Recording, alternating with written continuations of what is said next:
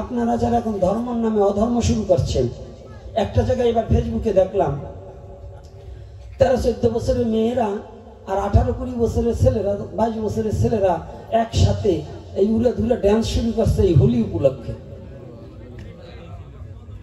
আপনারা যারা মা বাবা, যারা যে মা বাবাদের মেয়ে এবং ছেলে ওইভাবে ছাড়িয়ে দেয়, ওদের সন্তান ভগবান ওদের বাধা করে পাঠানো উচিত ছিল, বন্ধা করে ওদের বাচ্চা কাচ্চা জন্ম দেওয়া উচিত।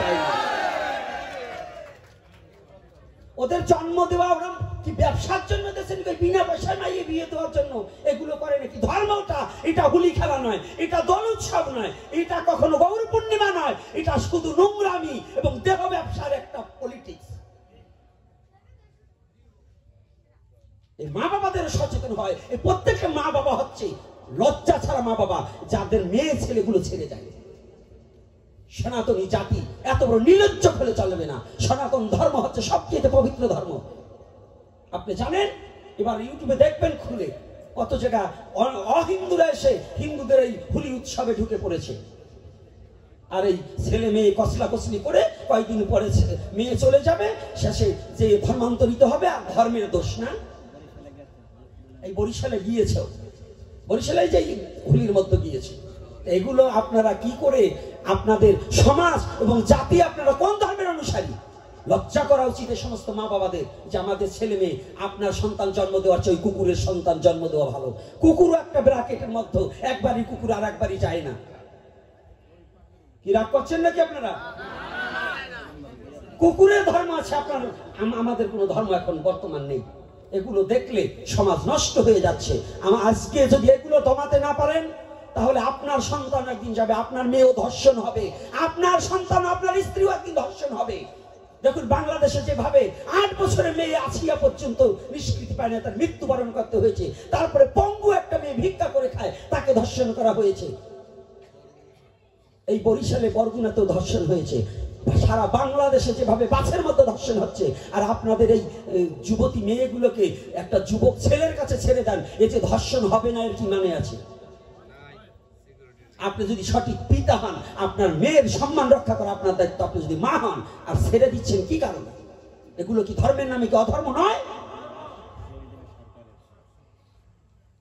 আপনারা অকাম করবেন, শেষে দায় পড়বে সরকারের, প্রশাসনের কাছে যাবেন, প্রশাসন আমাকে বিচার দেয় না, এজন্য প্রশাসন দায়ী নয়। এজন্য দায়ী প্রথম হচ্ছে আপনার সমাজ এবং আপনারা মা বাবা। আর দ্বিতীয়তে যে যে সংগঠন, যে যে কমিটি গঠন হয়েছে, এই কমিটির গুলো হচ্ছে আরো বদমাশ। এই বদমাশ গুলো হচ্ছে টাকার লোভে এইগুলো করে।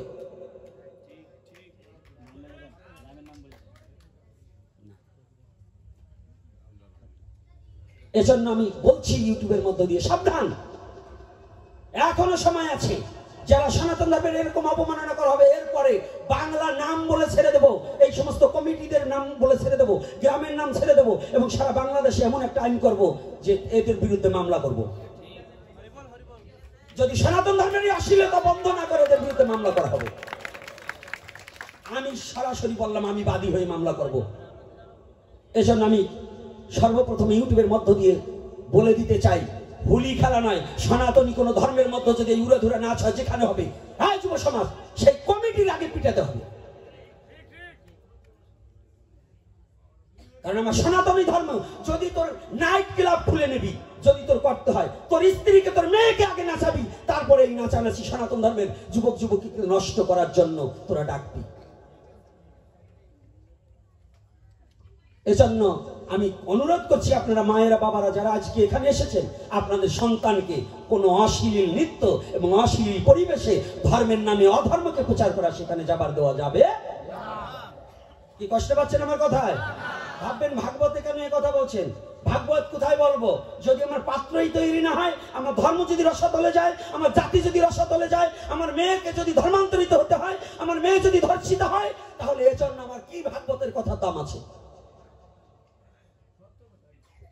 কি দাম আছে? আর এরপর থেকে যদি এই আশেপাশে গ্রামের যদি 2-1টা মেয়ে ধর্মান্তরিত, এই জন্য ওই কমিটি আগে দায়ী হবে। কারণ এরা সুযোগ করে দিচ্ছে। ওরা কত টাকা করে প্রতি মাসে খায় তা কবে কে? এজন্য আর বলবো না, সারা বাংলাদেশ না, সারা পৃথিবীর সনাতনী জাতির ধর্মকে শ্রদ্ধার সহিত প্রতিপালন করা দরকার। আমার ধর্মকে অন্য ধর্মের লোক শ্রদ্ধা করবে না। আমার স্বধর্ম নিধনং শ্রেয় পরধর্ম ভয়াবহ। আমার ধর্মকে যদি আমি বুক পেতে দিয়ে ভালোবাসতে না পারি, তাহলে অন্যের ধর্মকে শ্রদ্ধা করতে পারবো না। আগে আমার ধর্মকে আমার ভালোবাসতে হবে। যে সন্তান তার নিজের মাকে শ্রদ্ধা করতে জানে না, সে আবার অন্যের মাকে শ্রদ্ধা করবে কি করে? যে সন্তান তার নিজের পিতাকে শ্রদ্ধা করতে পারে না, সে অন্যের পিতাকে শ্রদ্ধা করতে জানে না। আজকে অমলবাবু তার মাকে সিংহাসনে বসিয়েছে, আমার আজকে ভালো লেগেছে। আমার দুর্ভাগ্য, আমি কোনোদিন আমার মাকে সিংহাসনে বসাবার মতো যোগ্যতা হয়নি।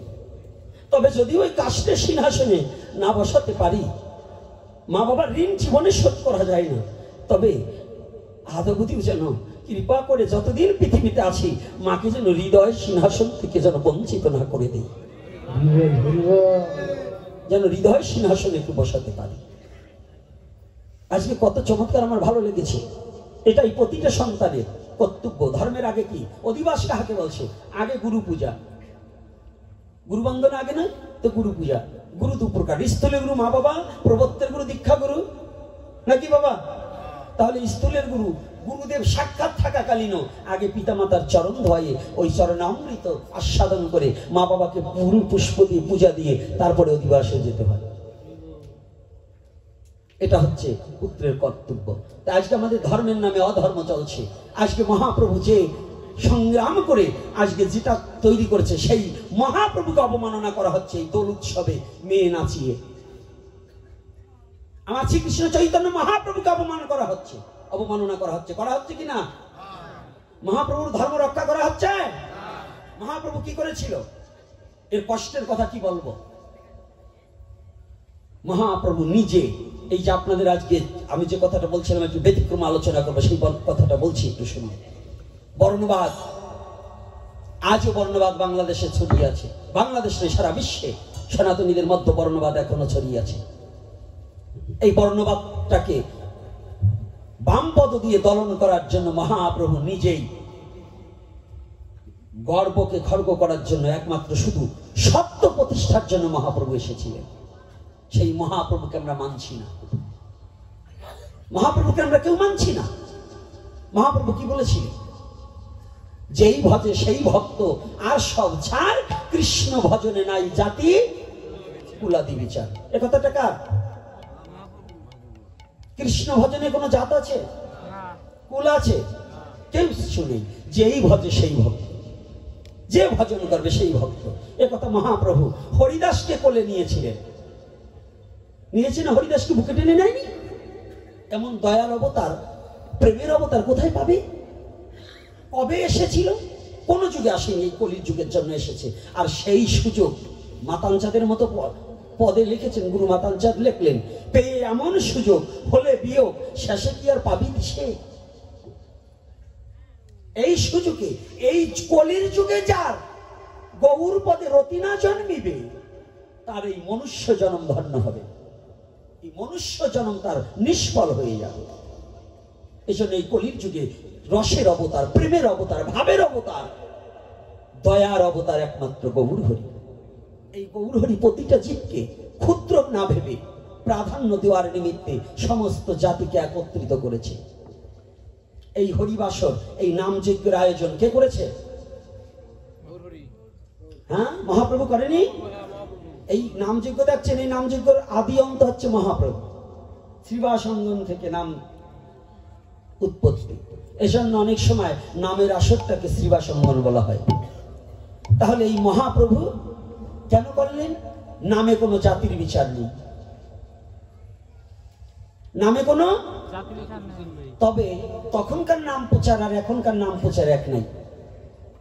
আপনাদের আর একটা কথা বলে যাচ্ছি, কোন কমিটি, এই যে আপনাদের মেলা বসছে, অমলবাবুরে বলবো, মেলার দোকানদাররা তো আপনাকে 10 লাখ দেওয়ার আশা আপনি করেন না। আপনার এই মেলায় আসতে হইলে পেঁয়াজ রসুন ডিম নিয়ে বসতে পারবে না, এইরকম আইন করবেন। এই বাংলাদেশে যত কমিটি আছে, নামযজ্ঞ ঠিকই হচ্ছে, তারা নিরামিষ খাচ্ছে, কিন্তু ওখানে পেঁয়াজ রসুন ফুচকা দিয়ে, ডিম দিয়ে এবং হালিম পর্যন্ত বিক্রি হচ্ছে। এরকম আছে কি না? আচ্ছা, যদি এইগুলো বন্ধ না করেন তাহলে আপনারা নামযজ্ঞ না দেওয়াই ভালো। তাতে আপনার পবিত্রতা হয় না। যাদের দিয়ে নাম দেওয়ান, ওরাও কিছু রাক্ষস আছে, অর্থাৎ দলের লোক কিছু রাক্ষস আছে, ওই রাক্ষসের দলগুলো ওরা কি করে, আপনার আসরের তে বেরোয় যায় দোকানে বসে ডিম 2-3টে মারে। এই বাংলাদেশের সবচেয়ে বড় কীর্তনীয় নাম বলবো না, আমি যার কীর্তন খুব ভালো শুনতাম, তারপরে এখন সামনে যে ওর আসর শুনি না। আমার নিজে চোখে দেখছি 2টো ডিম সিদ্ধ করে কালীগঙ্গার আসরে, জলির পর কালীগঙ্গা, ওই আসরে খেয়ে আরসি দিয়ে আবার একটু আরসি খাইছে, ওই ডিমের গন্ধ কবে আরসি খেয়ে ওইটাই কি আসরে গেল, মুখও ধুইল না। আমি নিজে চোখে দেখেছি, তারপরের থেকে ওনার আসরে কীর্তন শুনি না। তাই এজন্য আমি বলছি, আপনারা কমিটিতে যারা কীর্তন দিচ্ছেন, চরণে হাত রেখে বলছি, এই নামই মুক্তির পথ এবং নামই থেকেই আপনার নরকের পথ। নাচিতে গাহিতে জীব নরকেতেই যাবে। তাহলে নরকে মজিবে, এটা কে বলছে?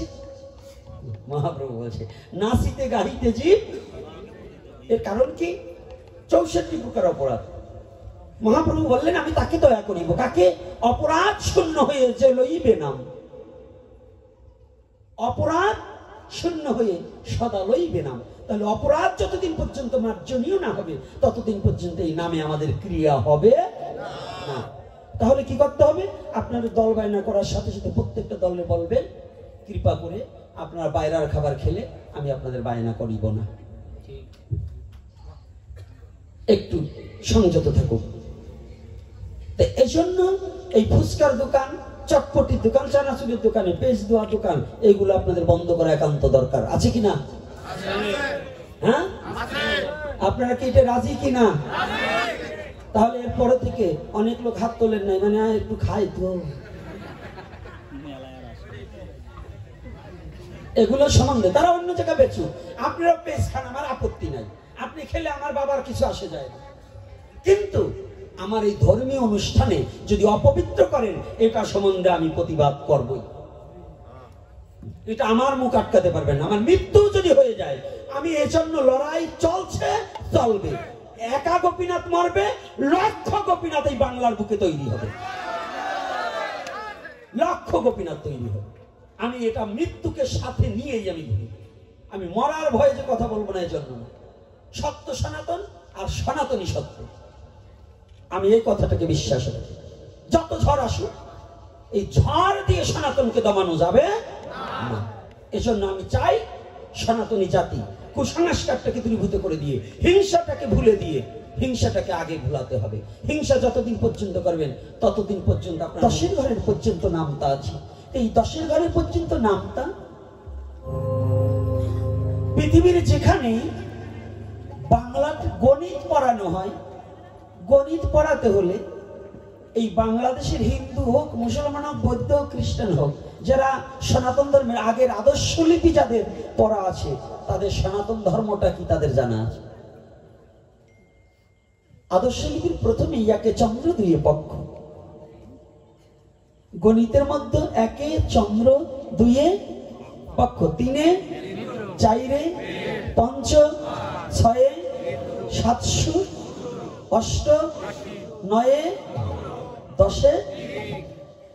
তাহলে সীতানাথ বসাকে যে আদর্শ লিপিটা ছিল, এর মধ্যে কি বুঝাতে চেয়েছে?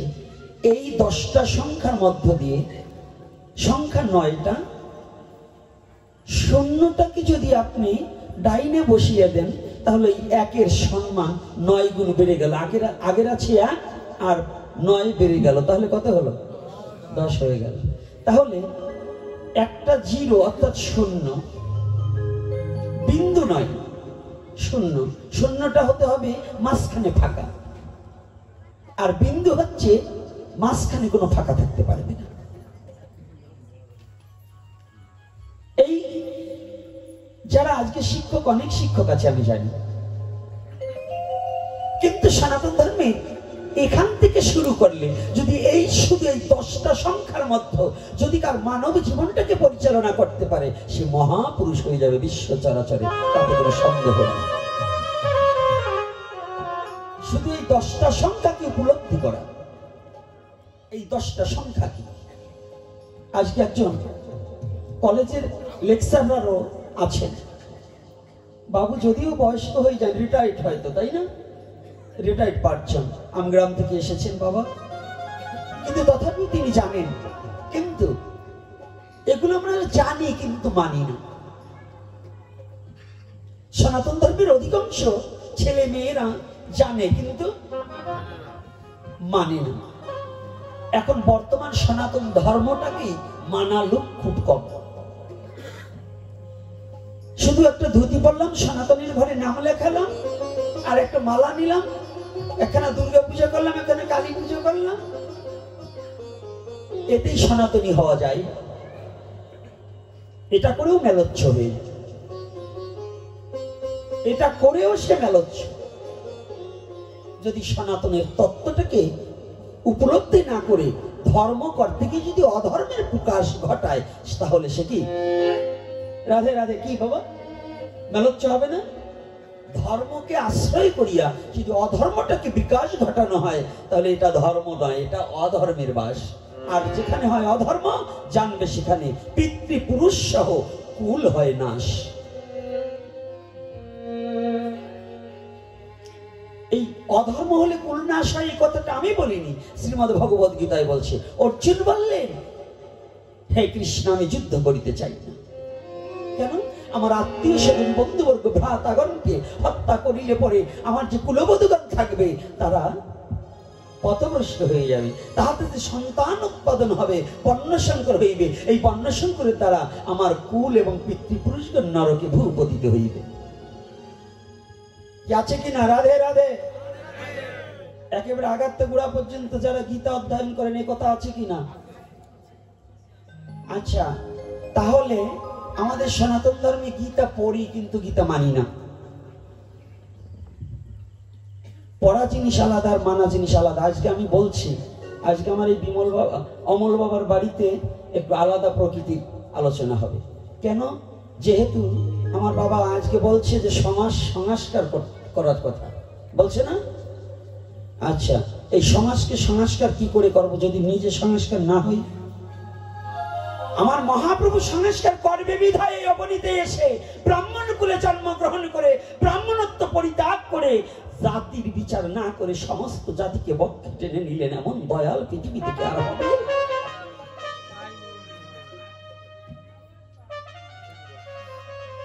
কত অন্যায় অবিচার ভগবান হইও নরদেহ ধারণ করিয়েছে, কত অত্যাচারকে মাথা পেতে নিয়ে এমনকি তার পিতৃ শ্রাদ্ধে তাকে সমাজ থেকে বন্ধক পর্যন্ত রাখা হয়েছিল। তাকে উপেক্ষা করেও ভগবান ভয় না পেয়ে শুধু একটা সত্যকে প্রতিষ্ঠা করবার নিমিত্তে এই নিম্ন জাতিকে বক্ষে ধারণ করার জন্য শুধু ভগবান হয়ে জানবার, হে জগৎজি বন্ধ জীব, তোমরা যারা উচ্চ নিচ ভেদাভেদ করছো, আমি প্রতিটা জীবের মধ্যেই অবস্থান করছি, এতে কোনো সন্দেহ নেই। এই তত্ত্বটাকে জানাবার জন্য, এই তত্ত্বটাকে ঘরে ঘরে পৌঁছিয়ে দেওয়ার জন্যই গৌরাঙ্গ মহাপ্রভু অবতীর্ণ হয়েছে। অবতার নয় শুধু, সে 10 অবতারের মধ্যে নয়। কি গৌরাঙ্গ মহাপ্রভু 10 অবতারের মধ্যে? তাহলে তাকে বলা হয় অবতীর্ণ। তবে 4 অবতারের মধ্যে একজন, যুগ অবতারের মধ্যে একজন। সনাতনী জাতি বিবেক বুদ্ধি দিনার দিন কমে যাচ্ছে। অনেকে যুগ অবতারকে আর অবতারকে এই বোধগম্যই নেই। ক্ষণ অবতার আর যুগ অবতার। ক্ষণ অবতার ভগবান যেখানে সেখানে আসতে পারে, কোনো না কোনো কারণের জন্য আসতেই তিনি পারে, এটা হচ্ছে ক্ষণ অবতার।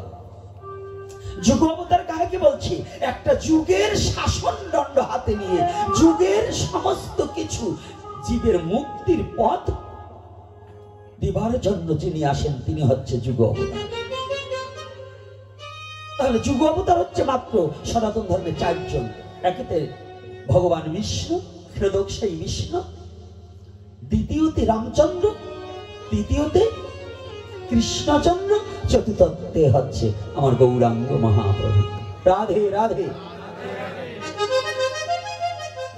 তো যেখানে আলোচনা ছিলাম ওখানে যাব না তা নয়। আজকে কান্নাকাটি সম্পূর্ণভাবে বন্ধ। আজকে মায়াবাদী কথা একটাও বলবো না, কারণ বহুত মায়াবাদীর কথা বলেছি। এই মায়াবাদী কথা বলে বলে সমাজের আর সর্বনাশ হচ্ছে।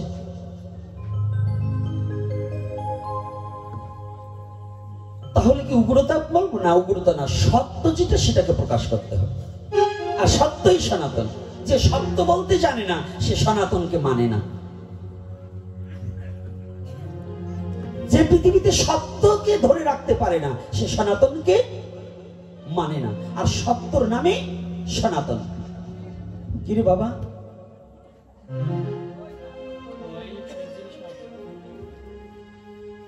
তাহলে সনাতন ধর্মের সংখ্যাটা এক থেকে একে, প্রথম কি? একে চন্দ্র। চাঁদ আর চন্দ্র কিন্তু আলাদা। চাঁদ আর চন্দ্র আলাদা। চাঁদ গগনে উদয় হয়, চন্দ্র মানব দেহে উদয় হয়।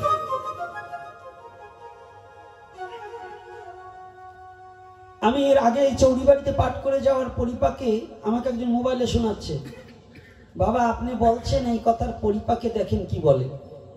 এটা আমাকে বলুক, আমার কোনো দুঃখ নেই। যদি ছেলেরা আমাকে মারে তাও কোনো দুঃখ ছিল না, কিন্তু বুড়োগুলো যে বিদ্রুপ ভাবনা, তাদের চিন্তা চেতনা দূরীভূত হয় না, এগুলো আর কবে মানুষ হবে?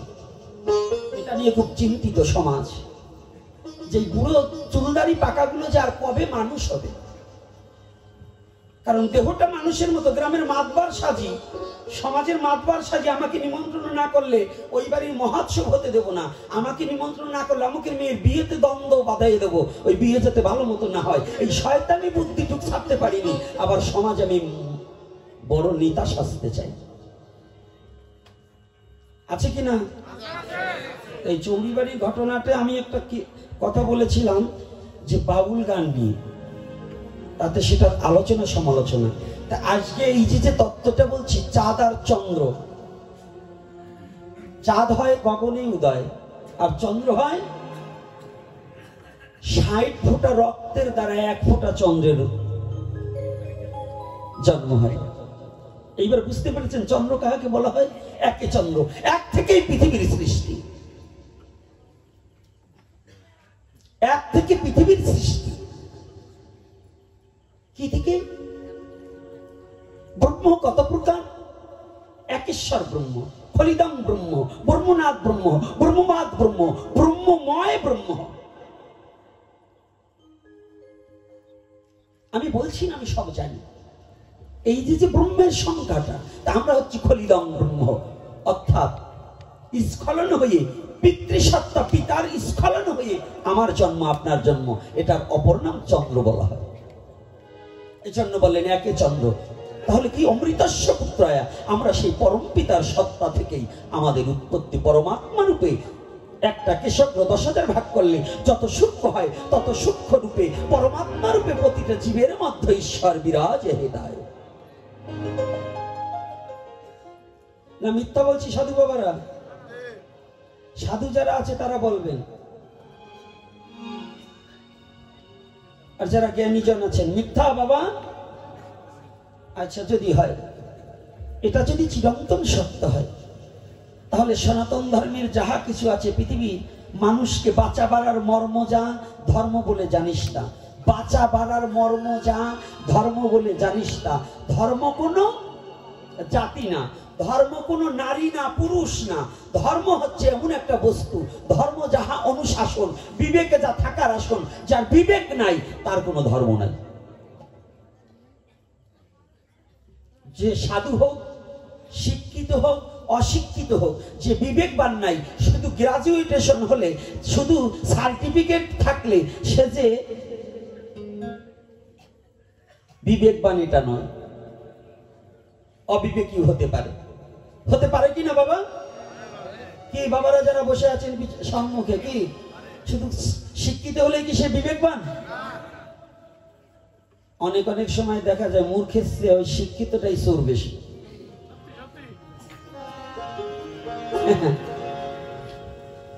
তাহলে ভগবান আসলেন কেন? ভগবানের আসার কোনো প্রয়োজন নেই।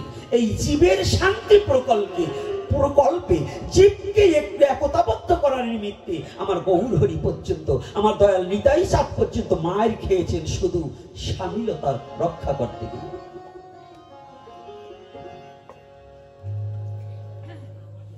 নিতাই চাঁদকে মারার যোগ্যতাই পৃথিবীতে কার আছে? সে ইচ্ছা করে মায়ের খেয়েছে, তথাপিও জগৎ জীবকে প্রেম দান করবার নিমিত্তে নিতাই চাঁদের করুণা কত অটুট রেখেছে। এই কলিহত জীব সেই দয়াল নিতাই চাঁদকে ভুলে গেছে, সেই গৌরকে জীবনকে ভুলে গেছে, শুধু রং তামাশা এবং ভণ্ডামিতে মত্ত হয়ে বসে আছে। শতকরা 95 জন ব্যক্তি আমরা ধর্মের নামে এখন ভণ্ডামিত শুরু করে দিয়েছি। শতকরা 95 জন ব্যক্তি আমরা ধর্ম মানছি। আমি মায়েদের আবারও অনুরোধ করছি, প্রত্যেকের মস্তকগুলো ঢেকে বসবেন। মাঝে মাঝে মস্তকটা একটু হাত দেবেন। এত গরম পড়েনি, মাথা এত গরম হয়ে যায় কেন? আপনাদের মাথা এত গরম হওয়া ভালো না। তাহলে এই সনাতন ধর্মের অবনতি কেন? আজকে যে দুঃখ ভারাক্রান্ত হৃদয় নিয়ে আজকে আলোচনাটা চালিয়ে যাব। যে মহাপ্রভুকে চিনতে পারছি না, জানি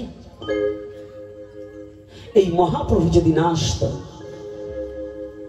আজকে যারা এই যে নিম্ন জাতি বলে দাবি করছেন না, যারা চন্ডাল মানে চারাল, যারা নমস্যুত, যারা অন্যান্য কাস্ট আছেন একমাত্র সমাজের বুকে, প্রকৃত ব্রাহ্মণ যারা, তাদের কাছে কোনো হিংসা ছিল না, কিন্তু কিছু লোভী এবং কিছু কামুক এবং কিছু স্বার্থন্বেষী যারা ছিলেন, তাদের কাছে কিছু কুসংস্কার দিয়ে মানুষে ভেদাভেদ ছড়িয়ে দিয়ে মানুষে ধর্ম থেকে বিচ্ছিন্ন অধর্মের পথে ঠেলে দিতেন। একমাত্র তারাই বুঝি ধর্মের পুটলাটাকে বেঁধে রেখেছিলেন, অন্য কেউ বোধহয় ধর্ম জানতেন না। আজকে যারা বসতে শিখেছেন, গীতাকে স্পর্শ করতে শিখেছেন, ভাগবত মেলতে শিখেছেন,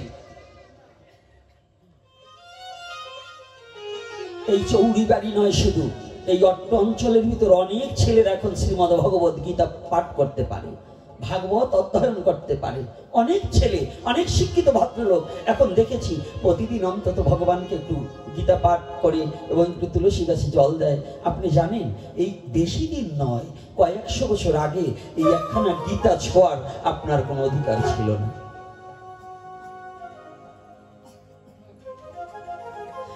এখন আজ অবধি সনাতনী জাতিদের মধ্যে একটা নোংরা কথা আছে যে গীতা যদি ভুল পাঠ করা হয় তাহলে তার অপরাধ হয়, যাতে অল্প শিক্ষিত লোক গীতাকে স্পর্শ না করে। কি বলা হয় কিনা? আর আমি চৈতন্য চরিতামৃত থেকে দর্শন দেখিয়ে দেবো, আমার মহাপ্রভু বললেন ওটা কোনো কিছু নয়।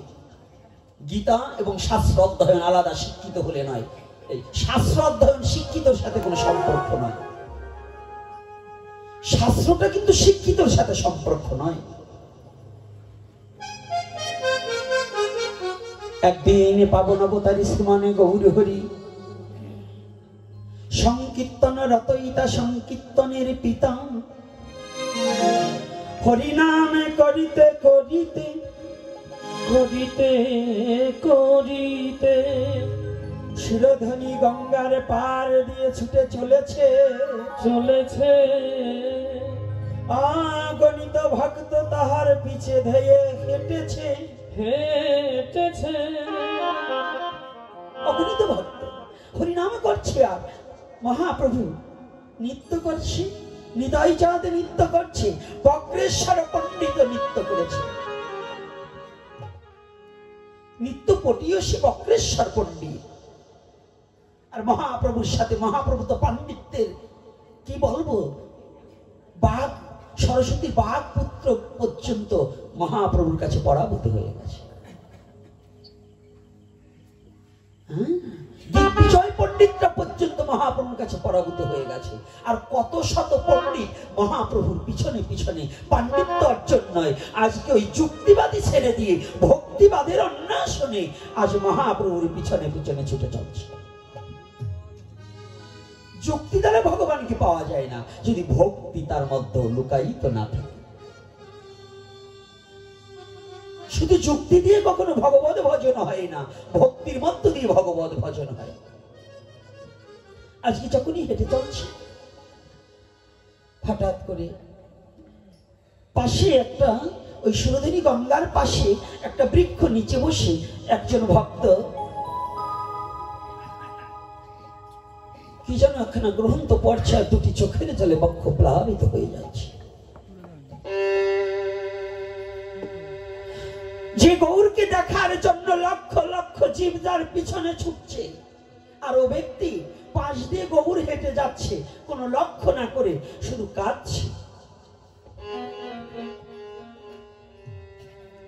এই ভক্তের সমাজেও তো কিছু বেশধারী ভক্ত আছে, কিন্তু পরের দোষ খোঁজার জন্য বসে আছে, এরকম ব্যক্তি আছে না? তো একজন বলতেছি, কারো অন্তরের কথা তো কেউ জানে না। অন্তরের কথা একমাত্র অনাদির আদি গোবিন্দ ছাড়া কেউ বিশ্ব জগতে বলিতে পারে না। এক ভক্ত বলে উঠেছে, ওই পাশে গিয়ে দেখছে যে উনি কি অধ্যয়ন করে, তো গিয়ে দেখতে পাচ্ছে একখানা শ্রীমদ ভগবত গীতা পাঠ করছে, কিন্তু যা বলে সব ভুল। যদি একটা সঠিক বলে 13টা তার ভুল বলে, কিন্তু আবার কাঁদছে। এসে বলছে, মূর্খ, গীতার কোনো ভাষ্য বোঝে না, গীতার শ্লোক বোঝে না, ও আবার কাঁদছে। তো মহাপ্রভু পাশে, তো মহাপ্রভু এই কথাটা শুনেছে। ভগবান সব সইতে পারে। ভগবান বললেন, আমাকে যদি কেউ আঘাত দেয় সেটা আমি সয়ে নিতে পারি, কিন্তু যদি কেউ আমার ভক্তকে আঘাত করে ওই আঘাত আমি কোনোদিন সয়ে নিতে পারি না।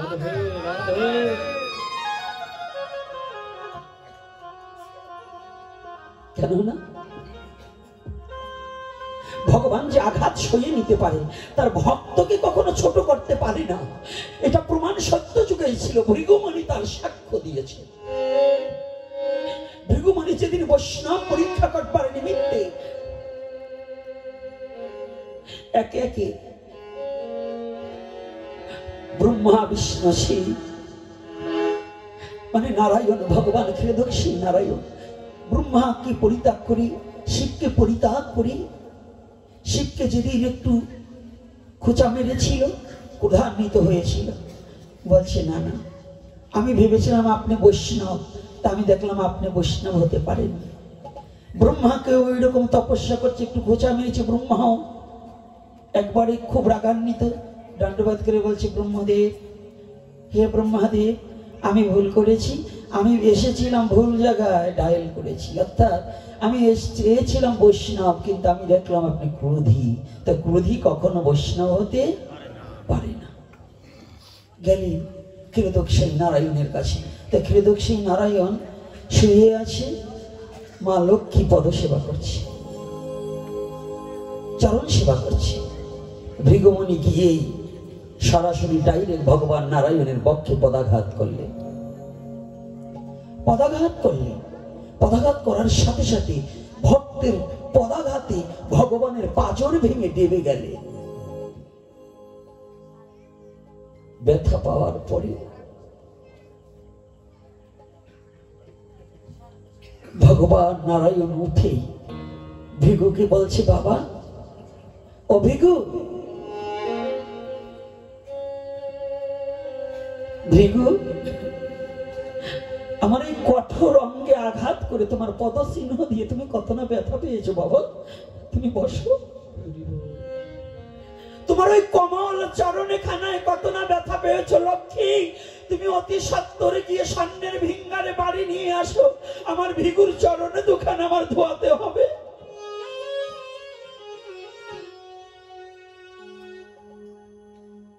ভগবান হইও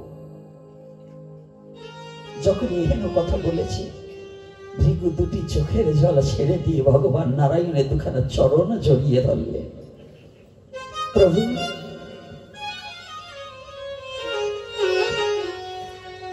আমি খুঁজেছিলাম একজন বৈষ্ণব, আমি তো আপনার, আপনি সেই বৈষ্ণব ধর্ম প্রবর্তক, আপনি সেই বৈষ্ণব, ইহা ছাড়া আর কোন বৈষ্ণব আমি খুঁজে পেলাম না। ভগবান বললেন, ভৃগু, ভৃগু বলছে, প্রভু, আমি তোমার কোমল অঙ্গে আঘাত করেছি। বলছে, না না, ও ভৃগু, ভক্তের পদচিহ্ন আমার দেওয়া অলংকার, আজ হতে যত পুরুষ জাতি হবে তার এই বুকের মাঝখানে ভাঙাই থাকবে। প্রতিটা পুরুষ জাতির এই মাঝখানে দেখুন খোঁজ আছে, এটা ভৃগু পদচিহ্ন। এজন্য গোপালের মূর্তি তৈরি করলে কিন্তু এক জায়গায় দেখবেন পদচিহ্ন দেওয়া থাকে। তাহলে ভগবান সব সই নিতে পারে, ভক্তের আঘাতও ভগবান সইতে পারে, কিন্তু ভক্তকে যদি কেউ আঘাত করে সেটা আর ভগবান সয়ে নিতে পারে না। ভগবান কখনো ওটা মেনে নিতে পারে না। আজকে যখনই গৌরহরির কর্ণের কাছে বলছে যে মূর্খ, গৌরীর অন্তরে খুব আঘাতে লেগেছে। আহা, তোমরা আমার ভক্তকে মূর্খ বলেছ। হ্যাঁ, আমার ভক্ত জগতে কোনোদিন মূর্খ হয় না। যারা কৃষ্ণ ভজন করতে জানে তারা কোনোদিন মূর্খ থাকে না। বিশ্ব চরাচরে মূর্খ কে? কে মূর্খ? মূর্খ সেই একটা কবিতায় ছিল না, বলো দেখি এ জগতে মূর্খ বলি কারে? উত্তর দিচ্ছে হিতাহিত জ্ঞান নাই, মূর্খ বলি তারে। হিত আর অহিত। হিত কহি কাহে? হিত কাহাকে কহি? আত্ম উন্নতি, আত্মতত্ত্ব উপলব্ধি জ্ঞান যার নাই তার কোনো হিত হয়, সেটা অহিত। সে যত বড় শিক্ষিত হোক, ডক্টরেট করুক, MA করুক, কিছু আসে যায় না। কারণ যদি তার আত্মচৈতন্য বোধ, আমি কে, আমার পরমাত্মাকে, আমি কোথা থেকে এসেছি, কেই বা আমাকে বিশ্ব জগতে পাঠালেন, এই তত্ত্ব যার উপলব্ধি না আছে তার কোনোদিন হিত হতে পারে।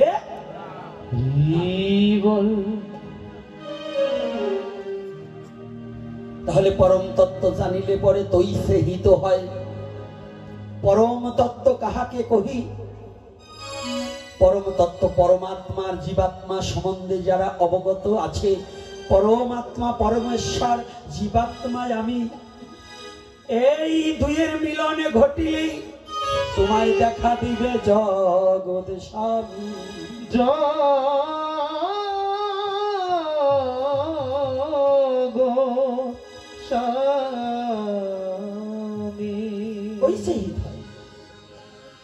এটা তাহলে হিতাহিত জ্ঞান নাই, মূর্খ বলি তাকে, যার হিত আর অহিত। তাহলে আমার ভক্ত কখনো মূর্খ হতে পারে না। কৃষ্ণ ভক্ত কি মূর্খ? আরে কৃষ্ণ ভক্ত বলে নাই, ভক্ত কখনো মূর্খ হয় না।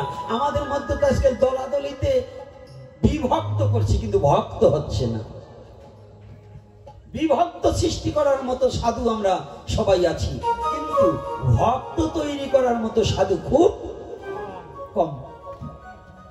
মতপথ বহু প্রকার থাকতে পারে, কিন্তু ভক্ত থাকুক। তো যদি ভক্ত থাকে তাহলে তার ভক্তি থাকবে, আর ভক্তি থাকলেই তার মুক্তির পথ খুঁজে পাবে। রাধে রাধে পাবে কি না? এটা বিশ্বাস আছে তো? তাহলে আজকে কি করছে? মহাপ্রভুর অন্তরে খুব যন্ত্রণা, আমার ভক্তকে মূর্খ বলছে। এটা মূর্খ না, কারণ ওই ভক্ত কি বলছে ওটা কেউ না জানো, ভগবান জানে কিনা? তাহলে যদি ভগবান জেনে থাকে, আজকে মহাপ্রভু সংকীর্তন, সবাইকে বলছে চুপ, কেউ সংকীর্তন করবে না, এখন আর বন্ধ করে দাও। সবসময় কিন্তু মহাপ্রভু হরিনাম করেননি, কিছু কিছু সময় তত্ত্ব বিষয়ক আলোচনাও করেছে। দিবাভাগে কখনো কখনো হরিনাম উদ্যম কীর্তন করেছে, কখনো কখনো ভক্ত সঙ্গে হরিকথায় মগ্ন রয়েছে। আমাদের অনেক সাধুরা খালি নাম জপ করে না, খালি নাম জপ করলে হবে না, মাঝে মাঝে তত্ত্ব বিষয়ক আলোচনাও করতে হবে। এটা মহাপ্রভুর নির্দেশ। এখানে কি বলছি জানেন? দুটো কথা। শোনো শোনো নিত্যানন্দ, শোনো হরিদাস, সর্বত্র আমার কথা করবে প্রকাশ। সর্বত্র আমার কথা করবে প্রকাশ। প্রতি ঘরে ঘরে গিয়া করো এই ভিক্ষা, ভজ কৃষ্ণ কহ কৃষ্ণ, করো কৃষ্ণ শিক্ষা। তাহলে শুধু নাম করবার বলে নেই, ভজ কৃষ্ণ, ভজন করতে বলছে, কহ কৃষ্ণ, আবার করো কৃষ্ণ শিক্ষা। তাহলে এখানে তিনটা কথা রয়েছে, কিন্তু আমরা তো একটু বলেই হরি বল, খালি নাম জপ নাম জপ। আরে খালি নাম জপ না, নামের সাথে প্রেমও ঢুকাতে হবে। আর ওই প্রেম ঢুকতে হলে ভগবানের লীলা চরিত আস্বাদন করতে হবে। তাহলে এই লীলা চরিতের মধ্যে কি বলছি, যখনই এই কোনো কথা হবে না, কোনো কথা বলবে না, যখন কথা বন্ধ হয়ে গেছে না, মহাপ্রভু ধীরে ধীরে গিয়ে, যে ব্যক্তি গীতা অধ্যয়ন করছে তার নাম হচ্ছে ব্যঙ্গ ভট্ট,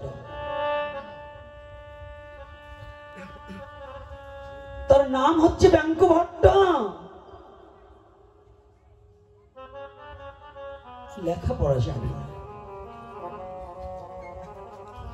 তো ব্যঙ্গ ভট্ট গীতা পাঠ করছে, কাঁদছে, কিন্তু মহাপ্রভু পিছনে এসেছে এটা সে কোনো খেয়ালই রাখেনি।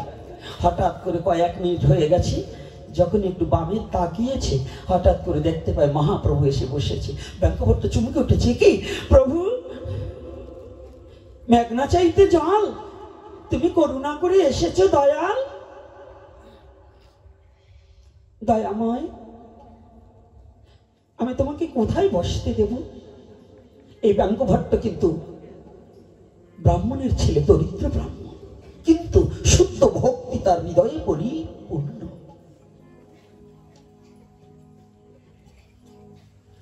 ব্যঙ্গ ভট্ট গায়ের যে ছেঁড়া উত্তরীখানা ছিল, মহাপ্রভুকে পেতে দিয়ে বলছে, প্রভু তুমি এসেছো বান্ধব, জীবনে কোনোদিন আমি তোমাকে ডাকতে পারিনি, জীবনে কোনোদিন তোমাকে আমি ভালোবাসতে পারিনি, জীবনে কোনোদিন তোমার চরণ প্রান্তে তোমার চরণের দাস হওয়ার যোগ্যতা আমার নেই। তবে তুমি কৃপাময়, তো তুমি কৃপা করবার নিমিত্তে ছুটে এসেছো আমার কাছে। তুমি যখন এসেছো, তোমাকে বসবার দেব এমন কোন জায়গা আমার নেই, তবে গৌরহরি যে আসনখানা দিয়েছি, কৃপা করে তুমি এই আসনখানা উপবেশন করে তুমি একটিবার বসে আমাকে ধন্য করো প্রভু।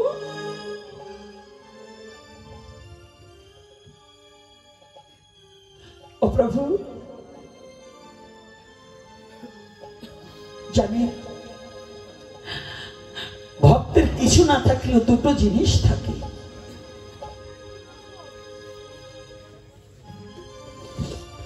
এই বিশ্ব জগতে যারা শুদ্ধ কৃষ্ণ ভক্ত তারা ভিখারি হয়ে যায়, তাদের অন্য কিছু থাকে না, শুধু দুটো সম্বল থাকে, আর কিছু থাকে না।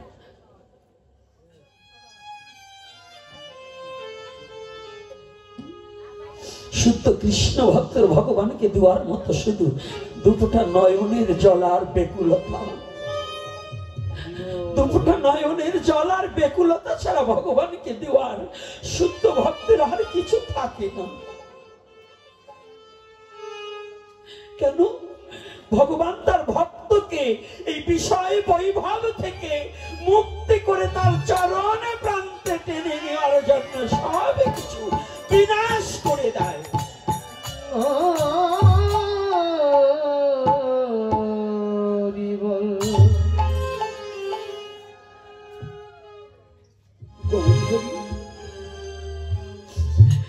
এই বিশ্ব জগতে আমি তোমাকে একটু বসিয়ে দেবো, আমার তো কিছু নেই প্রভু, আমার কি আছে আর কি দিব, গৌর আমার কি আছে আর কি দেব, গৌর আমার কি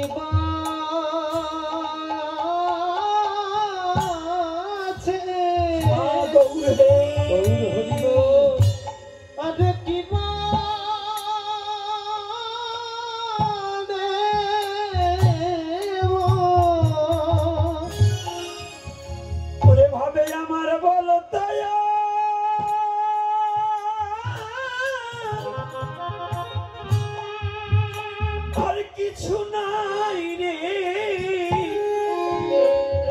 গৌর হে আমার কি মায়া আছে আমি কি দিব জগতে আমার বলিতে আর কি মায় আছে আমার কি মায় আছে আমি কি দেব তবে আমার বলিতে ভবে আমার বলতে আর কি বল আছে আর কি আছে আমার কি বল আছে আর আমি কি দিব ওই আমার কি আছে কি দিব আমি কি দেব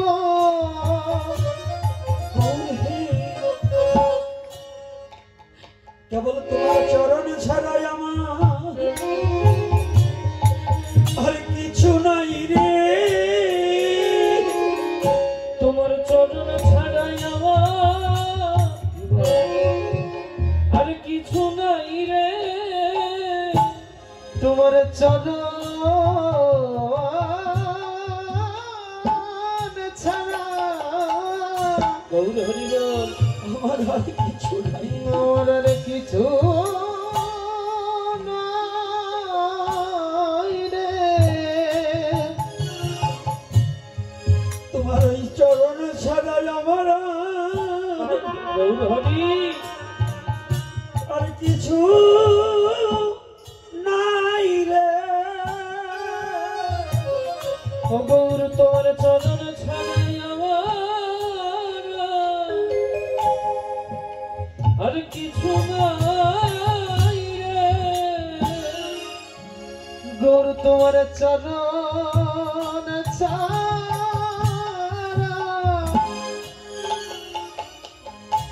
আমার আর কিছু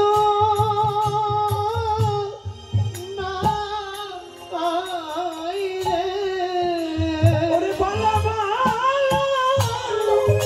আমি কোথায় যাব তোমার চরণ ছাড়াই আমার আর কিছু নাই রে বলো বলো জয় নিতাই গৌর হরিবা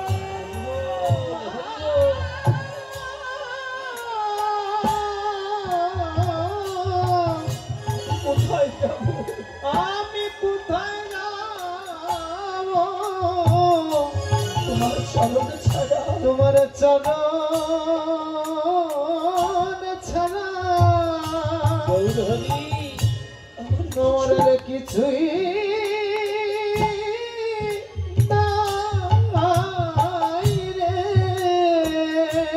প্রভু তুমি এসেছো বান্ধব জানো প্রভু তুমি কথা দাও আজ যেমন তোমাকে না ডাকতে পেয়েছি আজ যেমন তুমি না ডাকতে ছুটে এসেছো তুমি কথা দাও একটিবার গৌর হরি ও বাবু যেদিন আমার বলতে কেউ থাকবে না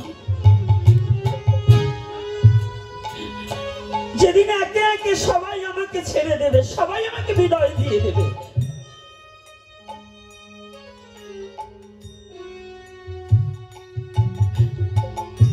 সেদিন আমি তোমাকে ভুলে গেলেও তুমি আমাকে ভুলে যাবে না কথা দাও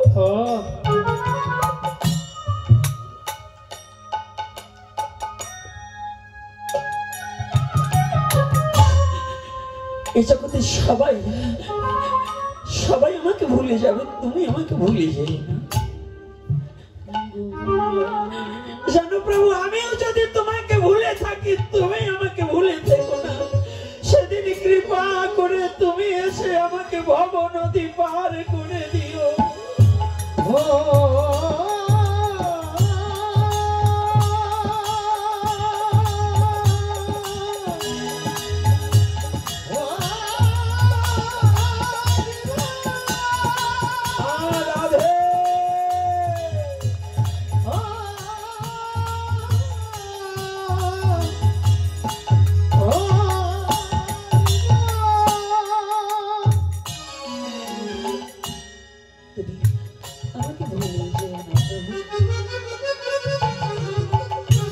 ভুলে যাবে। শুধু আজকে ব্যাঙ্কবর্তর কথা নয়, আমাদের জগতে জীবের সবার কথা, আপনি স্ত্রী পুত্র পরিজন বন্ধু বান্ধব সবাই ভুলে যাবে, একমাত্র ভগবান গৌর হরি ভুলবে। সবাই ভুলে যাবে, জগতের সবাই ভুলে যায়। স্বার্থ যখন কমে যায় সবাই আমাকে দূর দূর করে দাঁড়িয়ে যাবে, সবাই ভুলে যাবে, সবাই আমাকে ভালোবাসে স্বার্থের বিষয়। যখন স্বার্থ থাকবে না আমাকে ভালোবাসবে। আমি গোপীনাথ আসলে কথা বলতে প্রভু বলাচ্ছে, তাই আপনারা ভালোবেসে আমাকে আপনাদের চরণ প্রান্তে ঠাই দিয়েছেন। এমন একদিন আসতে পারে আমি কথা বলতে পারবো না, সেদিন কেউ আমাকে ডাকবেন না। এই মায়ার জগতে যারা এসে সবাই স্বার্থের বিনিময়ে ভালোবাসে, কিন্তু স্বার্থ ছাড়া একজনই ভালোবাসে, তিনি আমার অনাদিরাদি গোবিন্দ পরম পুরুষ পরমেশ্বর ভগবান কৃষ্ণ। এছাড়া বিশ্ব জগতে স্বার্থ ছাড়া কেউ ভালোবাসে। মায়াবাদী কথা বলবেন স্বার্থ ছাড়া ভালোবাসে শুধু আমার মা, মিথ্যা কথা। প্রত্যেকটা মাও চায় আমার সন্তান বড় হবে, আমি যখন বৃদ্ধ হব আমি ঘরে বসে ভালো মন্দ এনে দেবে, আমি খাবো। ছেলে আগে কত ভালো ছিল, মায়েরা অনেক মায়ের আছে, ছেলে আগে ভালো ছিল, আমি যা বলতাম তাই শুনতো। ছেলে যখন বিয়ে করিয়েছি আমার ছেলে আমার কথা শুনে, এরকম বলে বেড়ায়, মিথ্যা কথা। অর্থাৎ একটু স্বার্থে কম পারলে আমার বদনাম সারা বিশ্ব জগৎ ছড়িয়ে দেবে। কিন্তু আমাকে যিনি পাঠিয়েছেন, আমার ভগবানের নাম করছি না, ভগবানের কখনো ভজন করছি না, ভগবানের কখনো তার চরণে একটু পুষ্পাঞ্জলি দিচ্ছি না, ভগবান কি কারো কাছে আমার বদনাম করে বেরোচ্ছে? রাধে রাধে করে, তাহলে স্বার্থ তার আছে? আমার স্বার্থের জন্য ভগবান পৃথিবীতে সবকিছু সৃষ্টি করেছে। এই পৃথিবীতে যাহা কিছু সৃষ্টি আছে মানুষের জন্য সৃষ্টি করেছে, কিন্তু ওই পশু পাখি কীট পতঙ্গের জন্য মানুষ সৃষ্টি করেনি। মানুষের জন্য পশু পাখি কীট পতঙ্গ বৃক্ষ তরুলতা আদি চন্দ্র সূর্য আকাশ বাতাস জল পৃথিবীর সমস্ত কিছু একমাত্র মানুষের জন্য ভগবান সৃষ্টি করেছে। একটা না একটা কাজে লাগবে। আপনি যদি ঘৃণা করে একটা যোগ ফেলে দিলেন, অথর্ব বেদ তাতে ওই যোগটার গুণবলী দিয়েছে, একটা মানুষের এমন একটা ব্যাধি হতে পারে ওই যোগের রক্ত দ্বারা সেই ব্যাধিটা নির্মূল হয়ে যাবে। আপনি তাকে ঘৃণা করছেন, ভয় পাচ্ছেন, সর্প, এই সর্পের বিষ দ্বারাও মেডিসিন তৈরি করা হয়। শুধু এ যুগে নয়, সত্য যুগ হইতে প্রবাহমান বিষয় বিষয়। সনাতন ধর্মটা এত চাকরিখানি কথা নয়। হে যুব সমাজ, সনাতন ধর্মের তত্ত্বগুলোকে অবলোকন করতে হবে, সনাতন ধর্মটাকে বুঝতে হবে। তাই বলছি গৌরহরি সবাই ফেলে গেল, তুমি আমাকে ফেলো না। গৌরহরি হঠাৎ করে বলছি, ব্যাংক, আচ্ছা বাবা তুমি কি অধ্যয়ন করছো? প্রভু আমি না আমার ভগবত গীতা পাঠ করছি। গীতা পাঠ করছি? গীতার শ্লোক তো তুমি ভুল বলছো।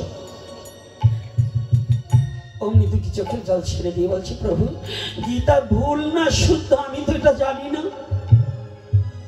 বলছি তুমি জানো না? বলছি না। তাহলে কাঁদছো কেন? তুমি যদি গীতা ভুল না শুদ্ধ এটাই যদি না জানো তাহলে তুমি কাঁদছো কেন? কে প্রশ্ন করতে পারেন? এই যে আগামী দিন থেকে হরিনাম শুরু হবে, এই হরিনামে একজনকে কত বাচ্চাকে মারা হয়, কত ব্যক্তিকে মারলেও কাঁদে না, কাঁদে? কিন্তু হরিনামে বসলে এমন আমি দেখেছি, নিজে চোখে দেখেছি, এই এদের মতো ছেলে জানেন ওরা হরিনাম শুনে কাঁদে। ওদের মধ্যে কি এমন বস্তু যে অতটুকু ছেলে সে হরিনাম শুনে কাঁদছে, আর একজনকে প্রণাম করছে, আর একজনকে জড়িয়ে ধরছে। তাহলে এই হরি নামের মধ্যে কি আছে? এমন কোন মধু আছে যে ওই মধুটা আর কিছু নয়, যাকে মেরে কাঁদাতে পারে না সেই ব্যক্তি ওই নাম শুনেই কাঁদে, নাম শুনেই কাঁদে, পাগল পারা হয়ে যায়। এজন্য নজরুল, ইসলাম ধর্মের নজরুল, তিনি বললেন যার নাম শুনে হৃদয়ে এত প্রেম জাগে, চোখে আমি এত জল, সে হরি কেমন বল রে তোরা, সে হরি কেমন বল।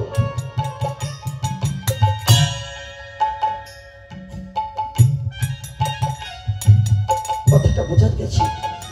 একজন অহিন্দু ভদ্রলোক, তিনি যদি একজন কবি, তিনি যদি আমার ভগবানের এই নামের প্রশংসা, ভগবানের প্রশংসা কতটা করেছে, যেটার নাম শোনা মাত্রই এত হৃদয়ে প্রেম হয়, এত আনন্দ হয়, আর সেই ব্যক্তিকে দেখলে সে কি ঘরে থাকতে পারে? আর সেই সৃষ্টিকর্তাকে দেখার সৌভাগ্য একমাত্র সনাতন ধর্মে আছে, অন্য কোন ধর্মে সৃষ্টিকর্তাকে দেখার সৌভাগ্য নেই। কারণ ঈশ্বর নিরাকার, সেই নিরাকার সনাতন ধর্মে সাকার হয়ে সনাতন ধর্মের ভক্তের সাথে ভগবানে দেখা করে কিনা বাবা? যত শিক্ষিত ভদ্রলোক আছেন, মিথ্যা বলছি না, সত্য। তাহলে এই সুযোগটা কোন ধর্মে আছে? জোরে হবে, কোন ধর্মে? একাদশীও নাই, পূর্ণিমাও নাই, তুমি কি না খাইয়ে রয়েছেন নাকি? জোরে জোরে বলবেন। আজকে প্রসাদের ব্যবস্থা আছে নাকি? হ্যাঁ, যদি শক্তি কমে যায়, পাঠ শেষে শক্তি বাড়াবার কায়দা আছে, প্রসাদের ব্যবস্থা আছে। চিৎকার, নিজের ধর্মের কথা বলতে বুক ফুলিয়ে বলবেন, সিংহের বাচ্চার মতো হুঙ্কার দিয়ে বলতে হবে নিজের ধর্মের কথা। আর বলবেন কেমনি? জায়গায় তো দুর্বল, আপনারা তো এমনি দুর্বল হয়ে গেছে। তাহলে পৃথিবীতে একটাই ধর্ম, যে ধর্মে সাক্ষাৎ ভগবান দেখা যায়। কি দেখা যায় কিনা রাধে? সেই ধর্মটাই সনাতন ধর্ম, যে ধর্মে ভগবান বারে বারে একবার নয়, বারে বারে আসিতে হয়, যদি তাকে ডাকার মতো ডাকা যায়।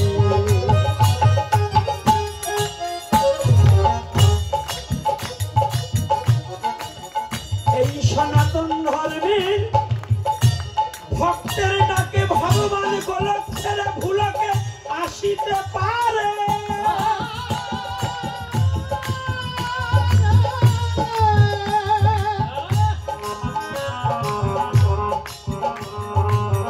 সন্তান কাঁদিলে মা ঘরে থাকিতে পারে না, ভগবানকে ভক্ত যদি নয়নের জলে ভেসে ভেসে ডাকে,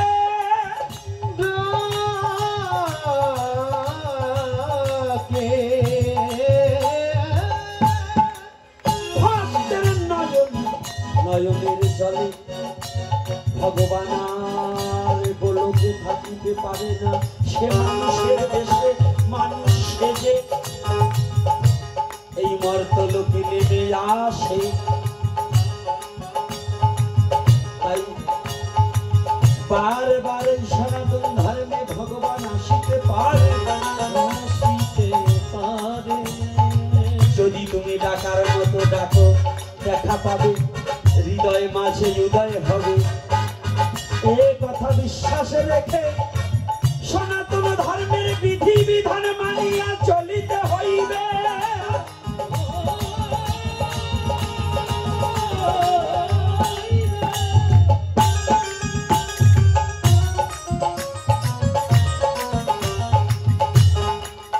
বিশ্বাস করবি যদি ধর, মানুষ ধরবি যদি ধর, বিশ্বাস করবি যদি ধর, মানুষ ধরবি যদি ধর।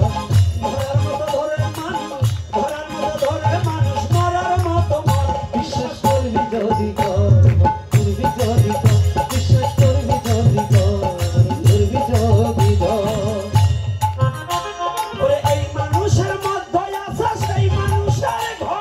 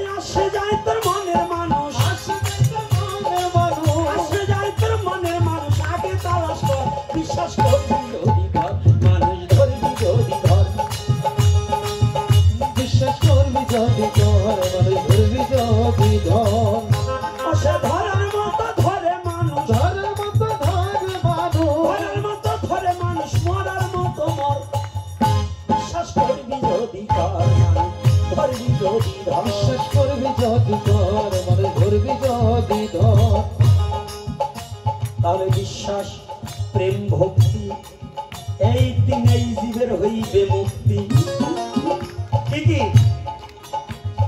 বিশ্বাস, প্রেম, ভক্তি এই তিন না থাকিলে জীবের হয় না কোনো মুক্তি। খালি যুক্তিতে মুক্তি হয় না, যুক্তি দেওয়ার লোক অভাব নেই, কিন্তু ভক্তি তো কম। তাই মহাপ্রভু বলছে ব্যাঙ্ক ভট্টর ঠাই, তুমি পাঠ করছো গীতা, শ্লোক হয় নাই, তবে তুমি কাঁদছো কেন তাই?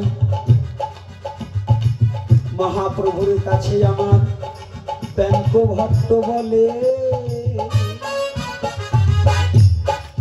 প্রভু আমার একটা নিবেদন তো জানো, আমি কাঁদছি কেন? ও আমি কাঁদছি কেন জানো প্রভু?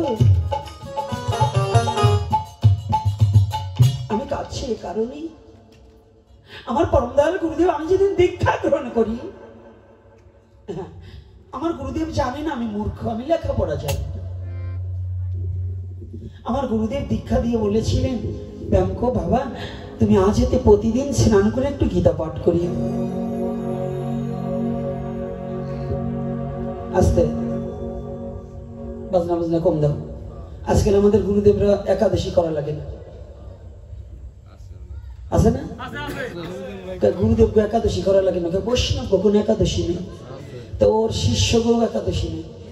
আমি অমক গুরুদেবের শিষ্য, আমার গুরুদেব একাদশী করে না, আমারও একাদশী নাই। কি এরকম আছে কিনা বাবারা? কথা বলে না। তাই এখন বুঝুন, এই যে ব্যাঙ্ক ভট্টর গুরুদেব আর এই চৈতে গোসাই কি এক? এই কটার এই ৩৪ মাসে ভালো করে টাটকা সর্ষের তেল গায়ে মাখাইয়ে রোদ্রে বাঁধিয়ে ধোয়ার দরকার। যে কয়টায় বলে আমাকে বৈষ্ণব, আমাকে একাদশী নাই। ভগবান বললেন একাদশী করবার, এই চৈতে গোসাইরে বলে আমাকে একাদশী নেই। আর ব্যাঙ্ক ভট্ট শিষ্যকে কি নির্দেশ দিচ্ছে? রবিবার বৃহস্পতিবারে যে একটু মাছ মাংস পরিত্যাগ করতে হবে, আজকাল গুরুদেবরা তাও বলে না। কারণ বললে পরে যদি মন্ত্র না নেয়, যদি শিষ্য না পারে, তো দান ওঠার পরে দেখবেন এখনো এই যে আপনাদের দেশে এখন কিন্তু আর এই যে সনাতনীদের এত কিছু অত্যাচার হচ্ছে, হয়ে গেল এবং এত কিছু হলো, কয়জন গোসাই পাইছেন? খালি ভগবান ভগবান দেন, আর 2 মাস পরে দান উঠবার দেন। কি দান উঠলে কি বস্তা কতক্ষণ প্রতিদিন? আরে বাবা, সামনের বাবারা যারা চেয়ারে বসে আছেন, আসে কি না? আসে তো? এবার গত বছর যদি 10 কেজি দিয়ে থাকেন, এবার 1.5 মণ দিয়ে। এই একটু দাবরের ভয়তে যদি গোসাইরে আপনার কাছে না আসতে পারে, তো যে আপনার ভব নদী পার করবে, এই বিশ্বাস কোন জায়গায় আছে? বাবা বিড়ালের বেশকিতেই যদি আমার বাবা দৌড় মারে, তো আমারে থুইয়া তো বাঘের মুখে পড়লে আমার বাবা কি আমারে বাঘের কাছে ভিক্ষা দিব না? এই যে সনাতন ধর্মের এখন বর্তমান ধর্মযাজক আর গুরুরা যারা এখনো সচেতন হচ্ছে না, যারা নিজের স্বধর্মের সঠিক আইনকে প্রণয়ন করছে না, এরা কিন্তু সেই ধরনের গুরু। আমি আর বলবো না। ব্যাঙ্ক ভট্টর গুরুদেব কি বলছে? বাবা তুমি দীক্ষা দিয়েছি তো, আজ হতে তুমি প্রতিদিন স্নান করি তুমি একটু গীতা অধ্যয়ন করবে। দেখেছেন গীতায় কি? কেন? এটা কিন্তু আজকের কথা নয়, আর অনেক আগের কথা, আজ থেকে আরো 500 বছর আগের কথা। কথাটা বুঝতে পেরেছি? তখন বলছি তুমি গীতা পাঠ করো। আর আমাদের এখন ক্রমান্বয়ে কায়দা হয়ে গেছে। আজ আগে দেখতাম গুরুদেব বাড়ি আসলে গুরুদেবের চরণ জল করাতো, চরণ সেবা করতো, আর এখন শিষ্য করার জন্য গুরুরা শিষ্যর চরণ সেবা করা দিয়েছে। মানে কিভাবে শিষ্য বাড়ানো যায়। নির্দেশ, সৎ উপদেশ, একজন সৎগুরুর নিয়ম হচ্ছে সৎ উপদেশ দেওয়া। বাবা তুমি এই এই কর্ম করতে পার হবে, এটা বাধ্যতামূলক করতে হবে। এই উপদেশ অমৃত যদি আস্বাদন না করা যায়, এই উপদেশ অমৃত যদি কেউ না দিতে পারে, তাহলে সে প্রকৃত গুরু হতে পারে না। গুরুও বিড়ি একটা ধরাইলো, শিষ্য ধরাইলো, গুরুদেব কয় বাবা একটু আগুন দে, কয় গুরুদেব ন্যাস্তা নেই, কয় তোর ওই বিড়িটা দে। মানে উনি প্রসাদ খাচ্ছে, শিষ্যের নিবেদিত প্রসাদ। কি একা খাওয়া যায়? গুরু শিষ্য একাকার হয়ে গেছে, পণ্ডিত বলে। মানে 2 হপ্তাহ একা হত্যা হয়ে গেছে। এই যে বিড়ি খাওয়া গুরু, ওর শিষ্যর বিড়িতে আগুন নেওয়া, ওরে কায়দারে, এরা কি শিক্ষা দেবে সমাজে? এরা কি সমাজকে পরিবর্তন করবে? আর এরা ধর্মের কি উন্নতি করবে? এর কাছ থেকে দীক্ষা নিলে আত্ম উন্নতি কতটুকু হবে আপনাদের বিচার, আমি আর বলবো। কি রাগ করছেন নাকি? কি কথা এরকম হয় কিনা বলুন না, কেন সত্যি কথা বলুন, হচ্ছে কিনা? কি সাধু বাবার যে কয়জন সামনে আছেন, কি হয় না এরকম? এখন বুঝে দেখবেন, আর কিছু বললাম না। তো এইবার ব্যাঙ্ক ভট্ট বলছে, বাবা তুমি আমাকে, আমার গুরুদেব বলছে যে তুমি গীতা পাঠ করবে। তো প্রভু আমি তো গীতা পাঠ জানি না। গুরুদেব যখন বাক্য দিয়েছে, আমি গুরু বাক্যকে উপেক্ষা করতে পারি না। তাই আমি প্রতিদিন স্নান করে যখন আমি আসি, গুরুদেবের বাক্য অনুসারে এই বৃক্ষতলায় বসে বসে আমি একটু গীতা অধ্যয়ন করি। গীতার পৃষ্ঠা উল্টাই, আমি কোনো শ্লোক ঠলোক কিছু জানি না, যা মনে আসে তাই বলি। তো তুমি যা মনে আসে তাই বলো, তো কাঁদো কেন? তুমি কাঁদছো কেন? প্রভু আমি কাঁদছি কেন? আমি কাঁদি দুটো কারণে। একটা কারণে কাঁদি যে কেন আমার গুরুদেব আরো কিছুদিন আগে আমাকে কৃপা করলো না। আরো কিছুদিন আগে যদি আমাকে কৃপা করত, আমার গুরুদেবের কৃপায় আমি আমার প্রভুর বদন খানা আরো কিছুদিন আগে দর্শন করতে পারতি। কেন জানেন প্রভু? পয়লা লিখলেন, যাবৎ পাঠ্য তাবৎ পাঙ্গ, তার দর্শন এই লাগি গীতা পাঠ, না ছাড়ে মোর মন। জানো প্রভু, আমি যত সময় গীতার পৃষ্ঠা উল্টাতে তলে থাকি, আমার নয়নে দেখি কুরুক্ষেত্রের মাঠে অর্জুনের রথের সারথি হয়ে ভগবান রথ পরিচালনা করছে, আর অর্জুনকে উপদেশ অমৃত দান করছে। আমি আমার গোবিন্দের প্রতিচ্ছবি দর্শন করি, অর্জুনকেও দেখতে পাই, আর অর্জুন আর ভগবান কৃষ্ণ যে কথা বলে সেই কথা কর্ণে শ্রবণে করতে পারি।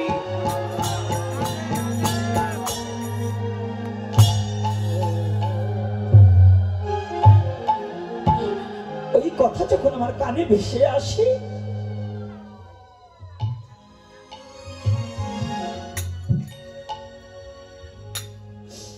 ওই কথাগুলো যখন আমার কর্ণে ভেসে আসে, আমি গীতাকে ছাড়তে চাইলে কি হবে? গীতার আমাকে ছাড়ে না, আমার নয়ন আর প্রবাদ মানে না। তখন কাঁদি, আমার এমন ভাগ্য, যদি আরো কিছুদিন আগে হতো, তাহলে আমি আরো কিছুদিন আগে আমার গোবিন্দের বদন খানা আমি দর্শন করতে পারতাম, ওই চরণে খানা আমি দর্শন করতে পারতাম। এই জন্য বলছি, যাবৎ পাঠ্য তাবৎ পাঙ্গ, তার দর্শন এই লাগে গীতা পাঠ, না ছাড়ে মোর মন।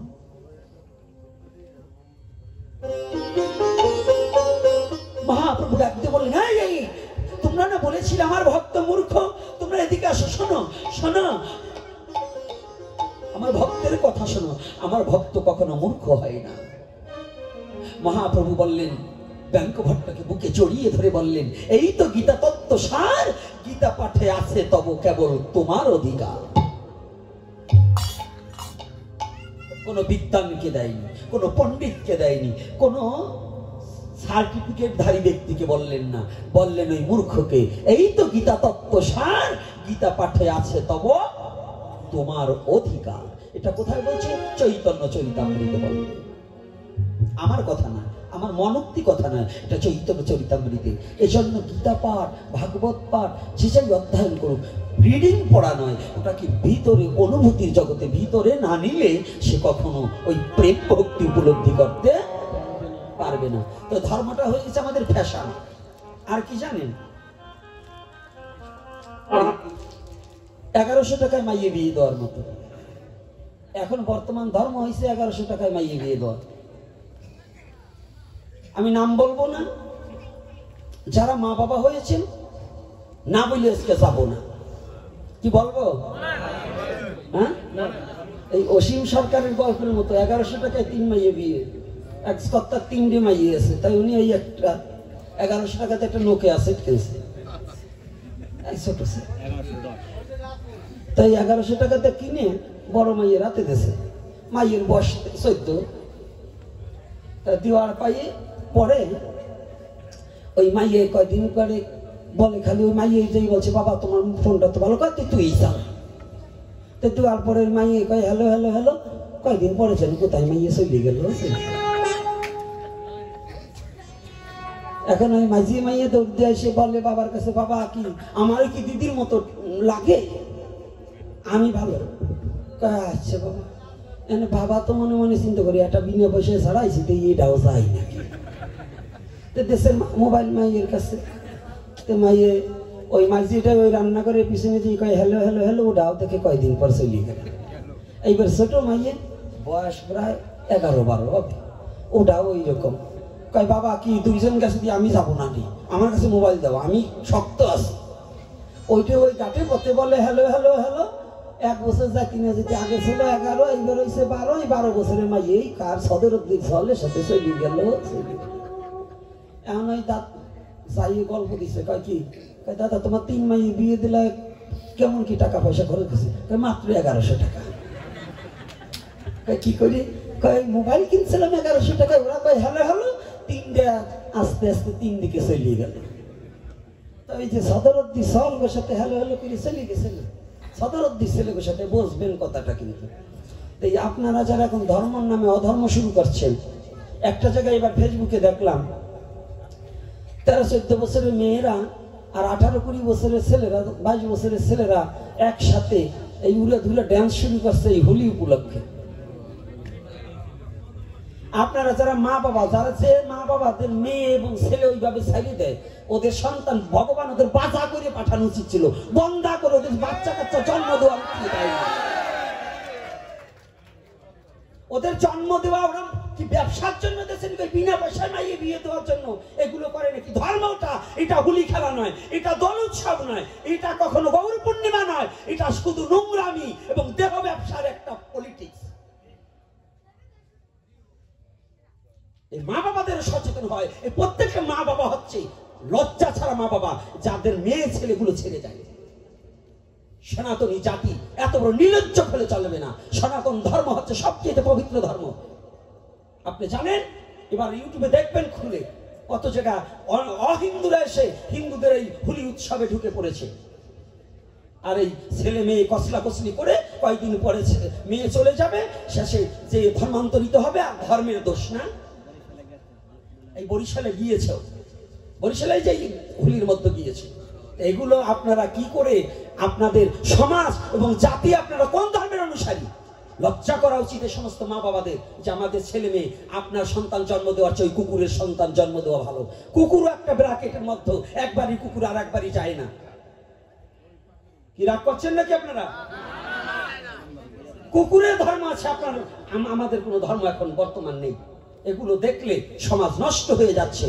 আজকে যদি এগুলো দমাতে না পারেন, তাহলে আপনার সন্তান একদিন যাবে, আপনার মেয়েও ধর্ষণ হবে, আপনার সন্তান আপনার স্ত্রীও একদিন ধর্ষণ হবে।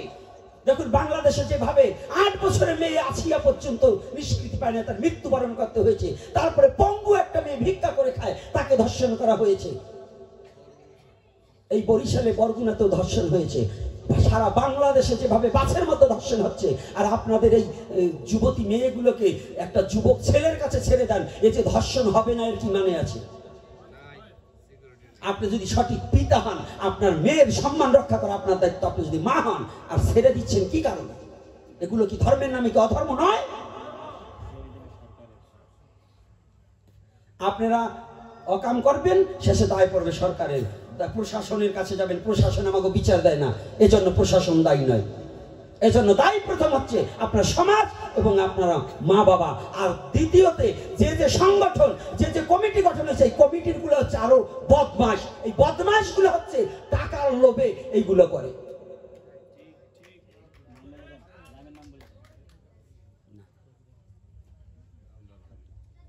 এজন্য আমি বলছি ইউটিউবের মধ্য দিয়ে, সাবধান, এখনো সময় আছে। যারা সনাতন ধর্মের এরকম অবমাননা করা হবে, এরপরে বাংলা নাম বলে ছেড়ে দেবো, এই সমস্ত কমিটিদের নাম বলে ছেড়ে দেবো, গ্রামের নাম ছেড়ে দেবো, এবং সারা বাংলাদেশে এমন একটা আইন করব যে এদের বিরুদ্ধে মামলা করব। যদি সনাতন ধর্মের অশ্লীলতা বন্ধ না করে ওদের বিরুদ্ধে মামলা করা হবে। আমি সরাসরি বললাম আমি বাদী হয়ে মামলা করব। এজন্য আমি সর্বপ্রথম ইউটিউবের মধ্য দিয়ে বলে দিতে চাই, হুলি খেলা নয়, সনাতনী কোনো ধর্মের মধ্যে যদি উড়ে ধরে নাচ হয় যেখানে হবে, হ্যাঁ যুব সমাজ সেই কমিটির আগে পিটাতে হবে। কারণ আমার সনাতনী ধর্ম, যদি তোর নাইট ক্লাব খুলে নিবি, যদি তোর করতে হয়, তোর স্ত্রীকে তোর মেয়েকে আগে নাচাবি, তারপরে এই নাচানাচি সনাতন ধর্মের যুবক যুবতীকে নষ্ট করার জন্য তোরা ডাকবি। এজন্য আমি অনুরোধ করছি আপনারা মায়েরা বাবারা যারা আজকে এখানে এসেছেন, আপনাদের সন্তানকে কোনো অশ্লীল নৃত্য এবং অশ্লীল পরিবেশে ধর্মের নামে অধর্মকে প্রচার করা সেখানে যাবার দেওয়া যাবে। কি কষ্ট পাচ্ছেন আমার কথায়? ভাববেন ভাগবতে কেন এ কথা বলছেন? ভাগবত কোথায় বলবো? যদি আমার পাত্রই তৈরি না হয়, আমার ধর্ম যদি রসাতলে যায়, আমার জাতি যদি রসাতলে যায়, আমার মেয়েকে যদি ধর্মান্তরিত হতে হয়, আমার মেয়ে যদি ধর্ষিত হয়, তাহলে এজন্য আমার কি ভাগবতের কথা দাম আছে? কি দাম আছে?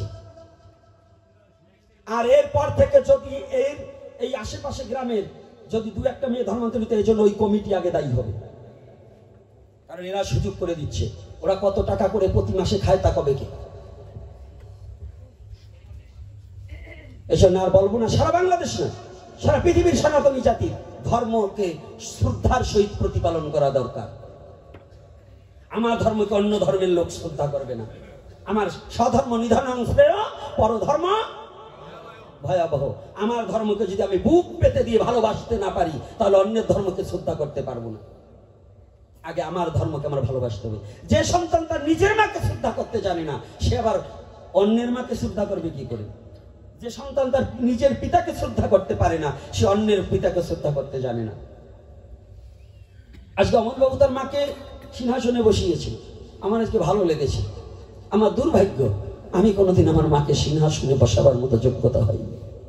তবে যদি ওই কাষ্টের সিংহাসনে না বসাতে পারি, মা বাবার ঋণ জীবনে শোধ করা যায় না, তবে আদবুদিও যেন কৃপা করে যতদিন পৃথিবীতে আছি, মাকে যেন হৃদয় সিংহাসন থেকে যেন বঞ্চিত না করে দেই, যেন হৃদয় সিংহাসনে একটু বসাতে পারি। আজকে কত চমৎকার, আমার ভালো লেগেছে। এটাই প্রতিটা সন্তানের কর্তব্য। ধর্মের আগে কি অধিবাস কাহাকে বলছে?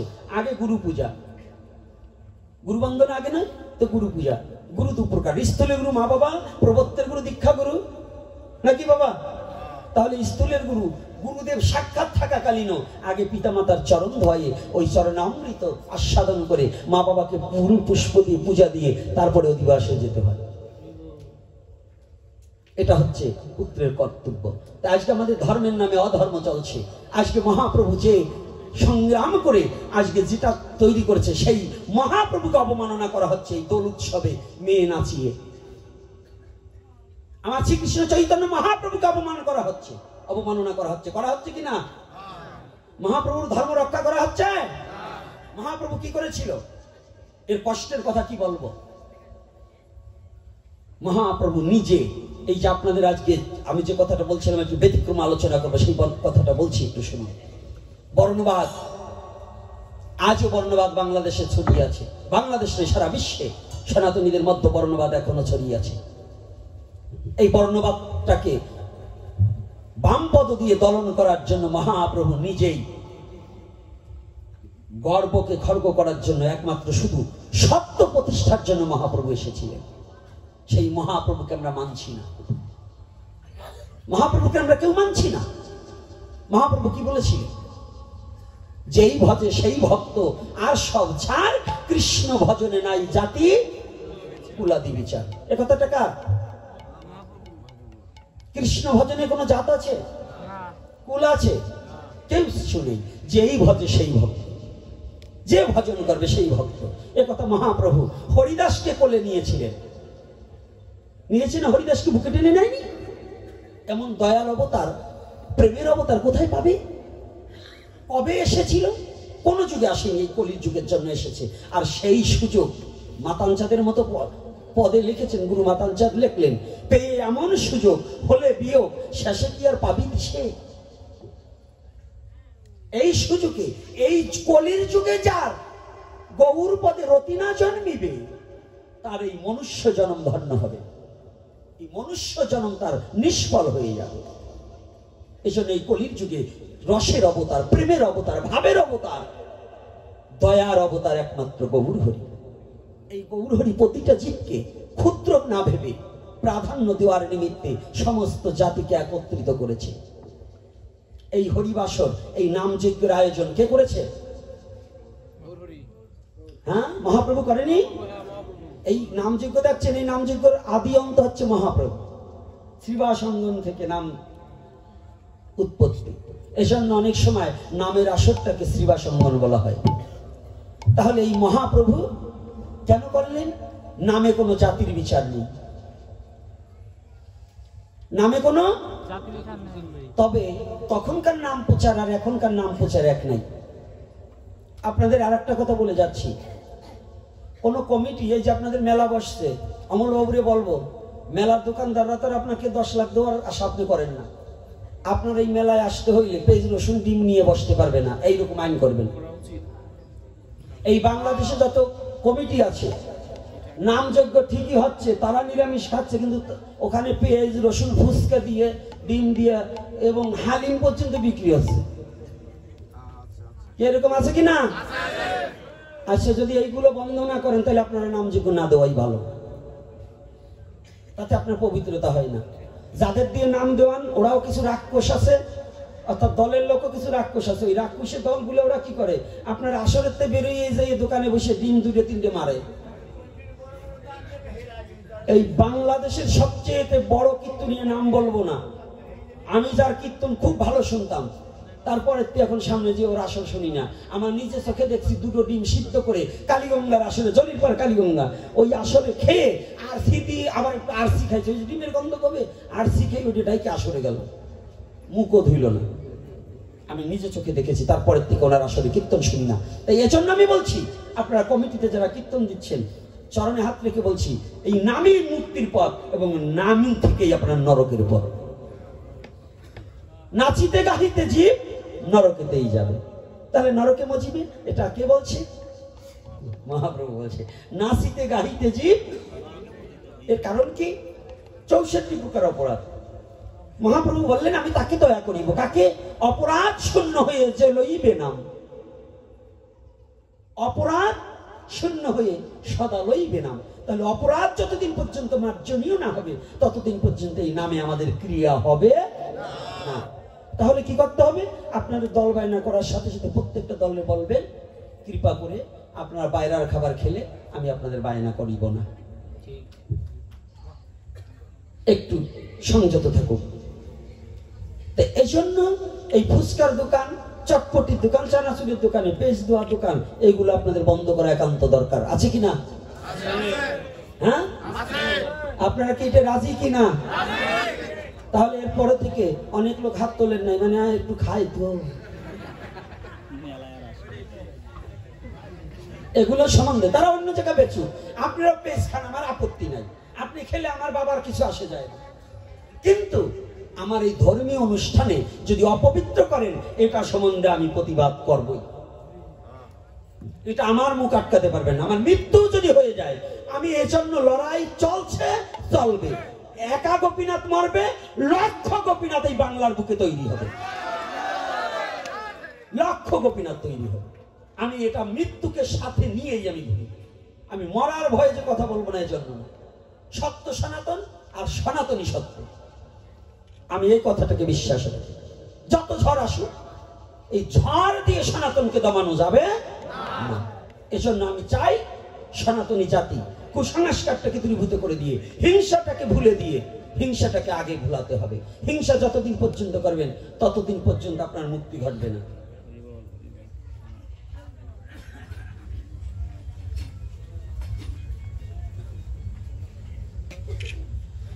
আপনি যে প্রশ্ন করেছেন, যে করেছেন তার নাম আমার কাছে লেখেন নাই।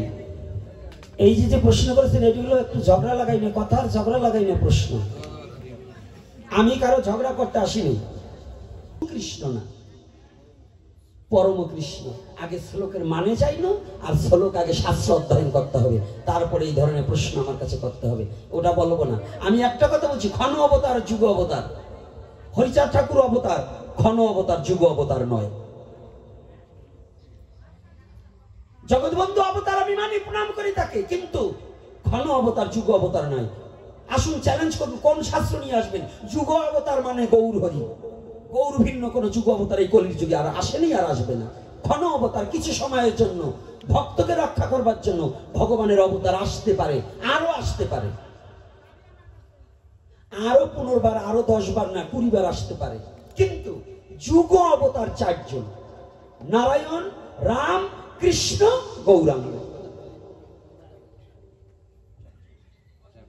এজন্য সনাতন ধর্মে এই নিয়ে ঠেলাঠেলি করেন না।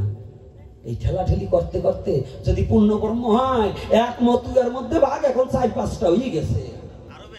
এটা সালা আর একটা আসালা, এটা বাবার শ্রাদ্ধ করবে আর এটা করবে না, বিভিন্ন একটা নিরামিষ দেবে আর একটা শুয়োর খাবে। এই যে ঠেলাঠেলি, এই বাদ দেন। এখন সঠিক যে যাকে আমি হরি বলি, আপনিও বলেন, হরে কৃষ্ণ বলেন, সব জায়গায় আমরা সনাতনী, এই চিন্তা চেতনা করুন।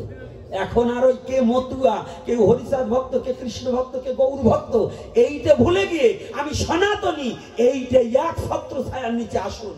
যতদিন আমি সনাতনী এই ছত্র ছায়ার নিচে না আসবেন, তখন ওই সদেরদ্দির লাঠির বাড়ি আপনার পাছায় পড়বে। আর যদিন সব এক হবেন, সেই দিন এই লাঠি প্রতিহত করার মতো শক্তি আপনার হবে।